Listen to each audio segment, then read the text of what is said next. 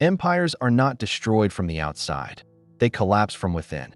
At the height of its power, the empire built by Cyrus the Great stood on the edge of chaos. Its lands stretched across continents. Its people numbered in the millions.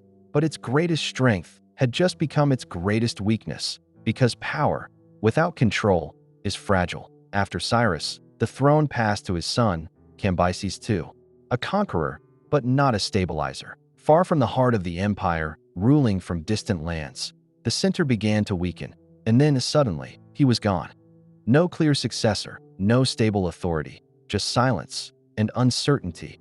And in an empire this vast, uncertainty is the beginning of collapse. So the question is, who would take control before everything fell apart? In the chaos, a new king appeared, a man claiming to be Bardia, rightful heir to the throne. And at first, the empire accepted him. He lowered taxes, promised relief, gave people what they wanted. And for a moment, it seemed like stability had returned. But beneath the surface, something was wrong. According to Persian accounts, the real Bardia was already dead. This man was an imposter, a false king, sitting on the most powerful throne in the world. And that meant only one thing. The empire was no longer just unstable. It was under illusion.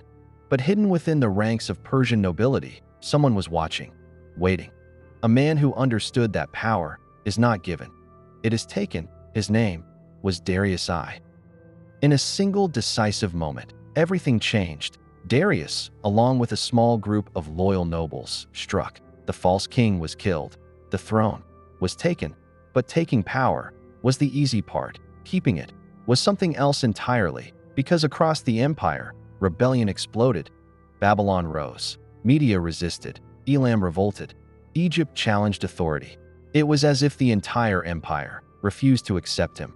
Multiple kings declared themselves rulers. Multiple wars at the same time. This was not a transition of power. This was survival. And Darius had only one choice: crush the chaos or lose everything.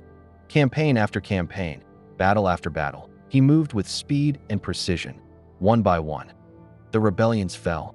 The empire was forced back into order. His victories would later be carved into stone, but recorded in the Behistun inscription, a message to the world. Power had been challenged, and power had won. But Darius understood something deeper. Victory alone is not enough. To truly rule, he needed legitimacy. So Darius did not just rule. He rebuilt. He reorganized the empire into a system that could not easily break. Regions were strengthened. Governance refined. Control made more efficient. He introduced order where there had been chaos, standardized taxation, structured administration, a unified system across vast lands. He expanded the power of the royal road, connecting the empire like never before. Information moved faster. Authority reached further. And with it, control became stronger. Under Darius, the Achaemenid Empire did not just survive, it reached its peak. Stretching from the edges of India to the borders of Europe, this was no longer just an empire. This was a superpower, organized, efficient, unmatched. But at the height of power, new challenges always emerge.